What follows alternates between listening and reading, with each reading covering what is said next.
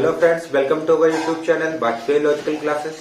दोस्तों, आज हम आपके लिए लेकर आए हैं आपकी जो डीएलएड 2018 बैच के चतुर्थ सेमेस्टर के पेपर हुए थे अभी, उन पेपर की वीडियो की जो सीरीज थी उस सीरीज का लास्ट वीडियो लेकर आए हैं। और जो हमारा आखिरी पेपर था अष्टम प्रश्न पत्र शांति शिक्षा, तो इस वीडियो में हम बात करेंगे इस पेपर की फुल सोल्यूशन के बारे में। जैसा कि आप जानते हैं कि आपका ये पेपर 25 नंबर का होता है। इसमें आपके 5 वस्तुनिष्ठ प्रकार के प्रश्न, 6 आपके अति लघुत्तरीय प्रश्न और 7 लघुत्तरीय प्रकार के प्रश्न पूछे जाते हैं। तो चलिए सीधे स्टार्ट करते हैं वीडियो। सबसे पहला वस्तुनिष्ठ प्रश्न देखते हैं। पहला प्रश्न है यहाँ पे कि स्वभाव निर्धारण के कितने तत्व हैं। आपके ऑप्शन दे रखे हैं नंबर 1 5, ऑप्शन नंबर 2 है 2, ऑप्शन नंबर 3 है 7 और ऑप्शन नंबर 4 है 10। तो आपका जो क्वेश्चन है स्वभाव निर्धारण, अगर इसकी हम बात करें तो इसके मूलतः तत्वों के बारे में नहीं बताया गया है, लेकिन इससे मिलता जुलता एक टॉपिक होता है व्यक्तित्व। तो व्यक्तित्व निर्धारण के 2 तत्व बताए जाते हैं, एक जैविक और एक आपका वातावरणीय। तो इस हिसाब से आपका इस क्वेश्चन का जो आंसर होगा वो दूसरा आंसर सही हो जाएगा, ऑप्शन नंबर 2।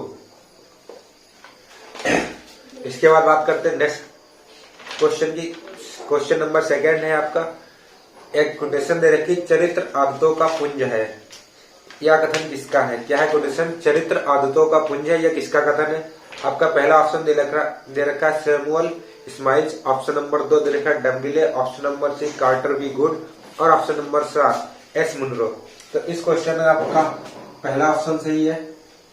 क्या है? Samuel smiles. ये कथन जो है वो किसका है? सैमुअल स्माइल्स का। आगे बढ़ते हैं नेक्स्ट क्वेश्चन की तरफ।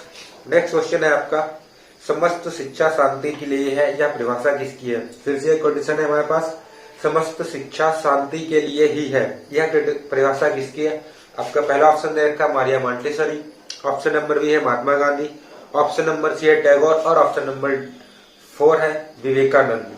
तो जो आपकी ये कोटेशन दे रखी है समस्त शिक्षा शांति के लिए ही है, इसका भी आपका पहला ऑप्शन सही है, मारिया मॉन्टेसरी। ये डेफिनेशन जो थी वो मारिया मॉन्टेसरी जी ने दी थी। इसके बाद बात करेंगे नेक्स्ट क्वेश्चन की। अगला क्वेश्चन दे रखा हमारे पास, जीवन में शांति का उपाय है।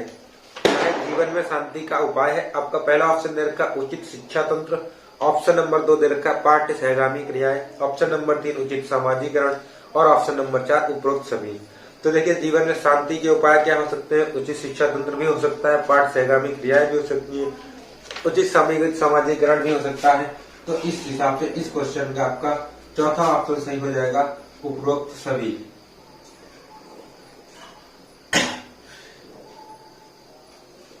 चलिए आगे बढ़ते हैं नेक्स्ट क्वेश्चन की तरफ। आखिरी एमसीक्यू कि तनाव के प्रकार है, जैविक तनाव, मनोवैज्ञानिक तनाव, सामाजिक तनाव या और उपरोक्त सभी। तो जो आपके तनाव के प्रकार है इसमें भी आपका जो है चौथा ऑप्शन सही हो जाएगा, उपरोक्त सभी। तनाव के तीनों ही प्रकार होते हैं, जैविक, सामाजिक और मनोवैज्ञानिक, तीनों ही प्रकार जो है वो तनाव के पाए जाते हैं। चलिए अब हम इसके बाद आगे बढ़ेंगे और अति लघुत्तरीय प्रश्नों पर बात करेंगे। अति लघुत्तरीय में आपका पहला प्रश्न यहाँ पे दे रखा है कि शांति शिक्षा का अर्थ बताइए। क्या है? शांति शिक्षा का अर्थ बताइए। जो आपका सब्जेक्ट है वही आपका पेपर क्वेश्चन का नाम है। तो क्या होती है शांति शिक्षा? देखते हैं कि शांति शिक्षा नैतिक विकास के साथ उन मूल्य और दृष्टिकोणों के पोषण पर बल देती है जो प्रकृति और मानव जगत के बीच सामंजस्य स्थापित करने के लिए आवश्यक होती है। तात्पर्य कहने क्या है कि शांति शिक्षा नैतिक विकास के साथ उन मूल्यों और दृष्टिकोणों के पोषण पर बल देती है, ऐसे मूल्य और दृष्टिकोणों को पोषित करने पर बल देती है जो क्या करें, प्रकृति और मानव जगत के बीच सामंजस्य स्थापित कर सकते हैं, जो प्रकृति और मानव जगत के बीच सामंजस्य स्थापित करते हैं। अगले क्वेश्चन की ओर बढ़ते हैं। क्वेश्चन नंबर 7, व्यक्तित्व की एक परिभाषा लिखिए। आपको व्यक्तित्व की एक परिभाषा याद होनी चाहिए, आपने फर्स्ट सेमेस्टर से पढ़ते आ रहे हैं टॉपिक, तो इसकी एक परिभाषा तो आपको याद ही होगी। देख लेते हैं परिभाषा। व्यक्तित्व व्यक्ति में उन मनोदैहिक व्यवस्थाओं का गतिशील संगठन है जो उसके अपूर्व व्यवहार और विचार का निर्धारण करता है। ये किसकी डेफिनेशन है? ये है हमारी आलपोर्ट महोदय की एक डेफिनेशन है। क्या है? व्यक्तित्व व्यक्ति में उन मनोदैहिक व्यवस्थाओं का गतिशील संगठन है जो उसके अपूर्व व्यवहार और विचार का निर्धारण करता है। आगे बढ़ते हैं क्वेश्चन नंबर 8 की तरफ। अगला क्वेश्चन दे रखा कि भेदभाव को दूर करने के उपाय बताइए। क्या है, भेदभाव को दूर करने के उपाय बताइए। तो देखिए, भेदभाव को दूर करने के उपाय में सबसे पहला क्या है कि सभी धर्मों का सम्मान करना चाहिए। अगर हमारा सभी धर्मों के प्रति समान व्यवहार होगा तो हमारे अंदर भेदभाव की भावना नहीं होगी। इसके अलावा है दूसरा, शिक्षण संस्थाओं की स्थापना। देखिए, किसी भी सामाजिक समस्या या कोई भी किसी भी प्रकार की समस्या हो, उसको दूर करने के लिए शिक्षा का बहुत ही महत्वपूर्ण योगदान होता है। तो शिक्षण संस्थाओं की अगर ज्यादा से ज्यादा स्थापना करी जाएगी तो वहां से लोग शिक्षित होंगे और उनके अंदर इन चीजों की जो है अभाव पाया जाएगा। भेदभाव जैसी, सांप्रदायिकता जैसी भावनाएं नहीं पाई जाती है। अगले क्वेश्चन की बात करते हैं। क्वेश्चन नंबर 9 हमें दे रखा है, अहिंसा के क्या तात्पर्य है। तो अहिंसा से क्या तात्पर्य होता है, तो अहिंसा का अर्थ है अत्याचारी के समक्ष आत्मसमर्पण करना नहीं, बल्कि अत्याचारी की इच्छा के विरुद्ध चुनौती देना है। क्या है, अहिंसा का तात्पर्य ये नहीं होता है कि आप अत्याचारी के समक्ष आत्मसमर्पण कर दें, बल्कि अत्याचारी की इच्छा के विरुद्ध उसे चुनौती देना। लेकिन उसमें क्या है, हमें हिंसा का प्रयोग बिल्कुल ही नहीं करना है। तो ये हो गया आपका अहिंसा का तात्पर्य। चलिए आगे बढ़ते हैं क्वेश्चन नंबर 10 की तरफ। नंबर 10 आपका, सामाजिक तनाव से क्या अभिप्राय है। क्या है क्वेश्चन, सामाजिक तनाव से क्या अभिप्राय होता है। तो ऐसी घटना या वातावरण जिसके द्वारा व्यक्ति सामंजस्य स्थापित नहीं कर पाता है, सामाजिक तनाव कहलाता है। यानी कि हम कह सकते हैं ऐसी सामाजिक परिस्थितियां या वातावरण जिसके द्वारा व्यक्ति सामंजस्य स्थापित करने में असमर्थ हो जाता है, उसको हम कहते हैं सामाजिक तनाव। अब बात करते हैं क्वेश्चन नंबर 11 की। क्वेश्चन नंबर 11 है हमारे पास, नैतिक शिक्षा की कोई एक परिभाषा बताइए। क्या है, नैतिक शिक्षा की कोई एक परिभाषा बताइए। तो देखिए, नैतिक शिक्षा के बारे में प्रोफेसर सुरेश भटनागर की एक डेफिनेशन है। क्या, अध्यापक, माता पिता, अभिभावक, समुदाय के लोग, विद्यालय का वातावरण, पाठ्यक्रम आदि अनेक ऐसे प्रतिकारक हैं जो बालक के चरित्र निर्माण के लिए उत्तरदायी होते हैं। क्या है, अध्यापक, माता पिता, अभिभावक, समुदाय के लोग, विद्यालय का वातावरण, पाठ्यक्रम आदि अनेक ऐसे प्रतिकारक हैं जो बालक के चरित्र निर्माण या नैतिक शिक्षा के लिए उत्तरदायी होते हैं। चलिए आगे बढ़ते हैं। अब बात करेंगे लघुत्तरी प्रकार के प्रश्नों की। लघुत्तरी में आपका पहला प्रश्न दे रखा है कि क्वेश्चन नंबर 12, अष्टांग योग की क्या उपयोगिता है।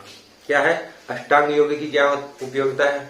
तो हम जानते हैं कि अष्टांग योग आपके कौन कौन से होते हैं, यम, नियम, आसन, प्राणायाम, प्रत्याहार, ध्यान, धारणा, समाधि। तो ये सब क्या होते हैं, ये सब होते हैं आपके अष्टांग योग। और इनका उपयोग क्या होता है, अगर हम देखें तो प्रत्येक क्रिया शरीर के स्वास्थ्य और जीवन के लक्ष्य की पूर्ति का साधन है। जितने भी ये आपके योग होते हैं, इसमें प्रत्येक क्रिया जो होती है वो शरीर के स्वास्थ्य और जीवन के लक्ष्य के लिए पूर्ति का साधन होती है। आगे बढ़ते हैं नेक्स्ट क्वेश्चन की तरफ। अगला क्वेश्चन है हमारा कि सांप्रदायिकता उन्मूलन के उपाय बताइए। सांप्रदायिकता उन्मूलन के उपाय बताइए। तो क्या होती है सांप्रदायिकता उन्मूलन, देखते हैं। पहले बात करते हैं संप्रदायवाद। तो संप्रदायवाद में आप ये कह सकते हैं क्या होता है कि व्यक्ति जो होता है अपने ही धर्म, अपने ही संप्रदाय के लोगों के हितों के बारे में सोचता है। तो इस चीज के उन्मूलन में क्या करना चाहिए, सबसे पहले सांप्रदायिक संगठन जितने भी होते हैं उन पर प्रतिबंध लगाना चाहिए। धार्मिक सहिष्णुता को रोकना चाहिए। एक दूसरे से मिलकर धार्मिक विश्वासों और मान्यताओं का सम्मान करना चाहिए। एक दूसरे के धर्म के बारे में हमें अपने जो विचार है वो अच्छे रखने चाहिए। इसके अलावा राष्ट्रीय एकता वाले जितने भी साहित्य है उनका प्रचार प्रसार करना चाहिए। मानवतावादी धर्म दर्शन का प्रचार प्रसार करना चाहिए। तो ये सब तरीके हैं सांप्रदायिकता के उन्मूलन के उपाय के बारे में।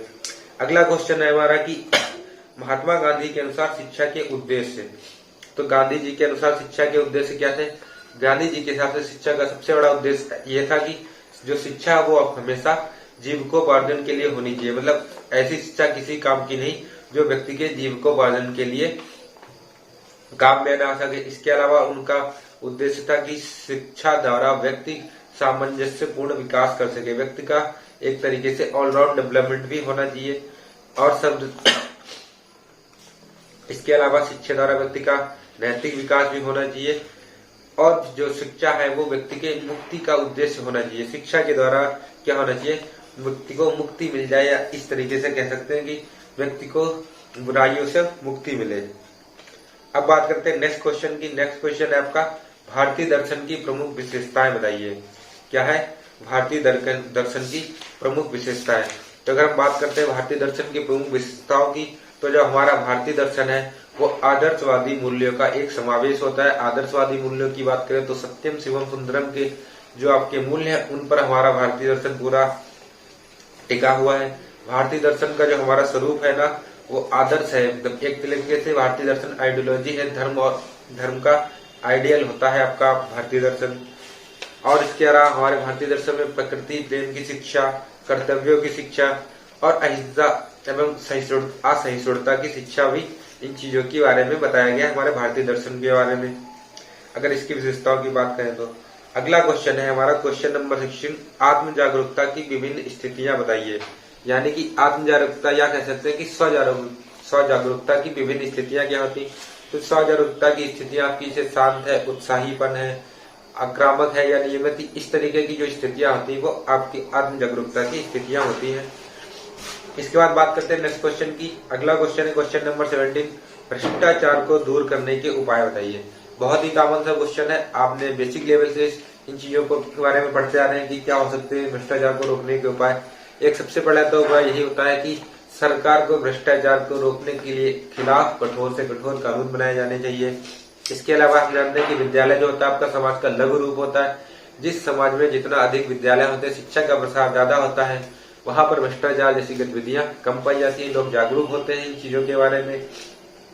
इसके अलावा क्या है, सरकार के द्वारा जो चुने हुए प्रतिनिधि होते हैं वो जातिगत एवं दलगत भावनाओं से ऊपर उठकर समाज हित में कार्य करना चाहिए, जिससे इन चीजों को थोड़ा बढ़ावा कम मिले, भ्रष्टाचार जैसी चीजों को बढ़ावा ना मिले।